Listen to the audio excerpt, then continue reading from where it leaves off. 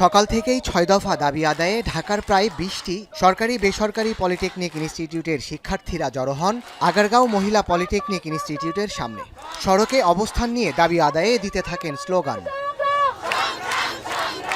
এছাড়াও কারিগরি শিক্ষা বোর্ডের অধীন রাজধানীর বিভিন্ন প্রতিষ্ঠানের শিক্ষার্থীরা ঢাকা পলিটেকনিকের সামনে জড়ো হন। সেখান থেকে তাদের বিক্ষোভ মিছিলটি আগারগাঁও মহিলা পলিটেকনিকের সামনের মহাসমাবেশে যোগ দেয়। আমাদের জন্য যদি উচ্চশিক্ষার কথা বলি তা সেক্ষেত্রে একটাই প্রতিষ্ঠান আছে। তো আমাদের অন্যতম দাবি হচ্ছে যে একটা বিশ্বমানের কোনো একটা প্রতিষ্ঠান হোক। পলিটেকনিক সেক্টরে যে ল্যাব সহকারী অ্যাসিস্ট্যান্টশিপে যারা যুক্ত হয়েছে তাদের নিয়োগ বিজ্ঞপ্তিতে বলা আছে যে তারা পদোন্নতি পাবে না, জেনেও তারা আমাদের এখানে আমাদের বিরুদ্ধে মামলা করে আমাদের এখানে মামা থেকে মাস্টার হওয়ার এক পায়ে তারা করছে। আমরা এর বিরুদ্ধে প্রধান দাবিটি উত্থাপন করেছি। সমাবেশ থেকে ঘোষণা দেওয়া হয় ৪৮ ঘন্টার মধ্যে দাবি পূরণ না হলে লং মার্চ টু ঢাকা কর্মসূচির। যদি আগামী ৪৮ ঘন্টার ভিতরে কোনো সমাধান না দিন তবে আমরা ৪৮ ঘন্টার মধ্যে লং মার্চ টু ঢাকা পালন করব ইনশাআল্লাহ। কেন্দ্রীয় কর্মসূচির সাথে একাত্মতা পোষণ করে তীব্র রোদ উপেক্ষা করে দাবি আদায়ে ব্যানার ফেস্টুন নিয়ে বরিশাল কেন্দ্রীয় শহীদ মিনারে জড়ো হন সরকারি বেসরকারি পলিটেকনিকের শিক্ষার্থীরা।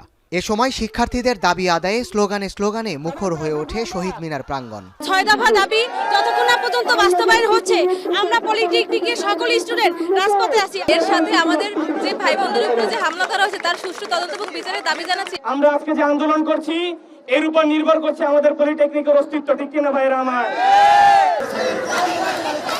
পূর্ব ঘোষিত কর্মসূচি অনুযায়ী সিলেট কেন্দ্রীয় শহীদ মিনার চত্বরে জড়ো হন বিভিন্ন পলিটেকনিকের হাজারখানেক শিক্ষার্থী। ৬ দফা দাবি আদায়ে চলে মুহুর্মুহু স্লোগান। যদি আমাদের বিজয় না আসে, যদি আমাদের দাবিগুলো পূরণ না করে তাহলে একসাথে শতাধিক বেসরকারি পলিটেকনিক এবং ৪৯ সরকারি পলিটেকনিক সেক্টরগুলো ধ্বংস হয়ে যাবে।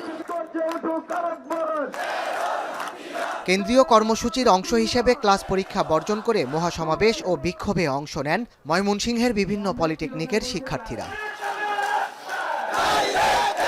একই দাবিতে কুমিল্লায় সরকারি পলিটেকনিকের সাথে বেসরকারি পলিটেকনিক ও সার্ভে ইনস্টিটিউটের শিক্ষার্থীরাও খণ্ড খণ্ড মিছিল নিয়ে জড়ো হতে থাকেন। পরে অনুষ্ঠিত হয় বিক্ষোভ সমাবেশ।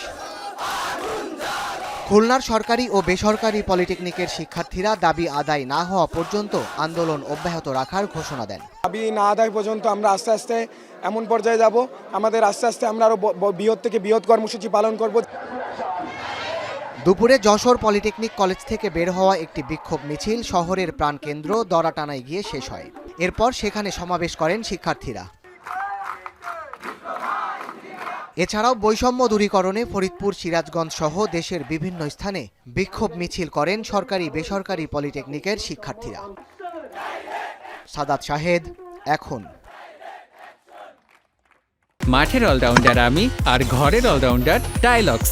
টাইলক্স টয়লেট ক্লিনার, ক্লিন মানেই টাইলক্স।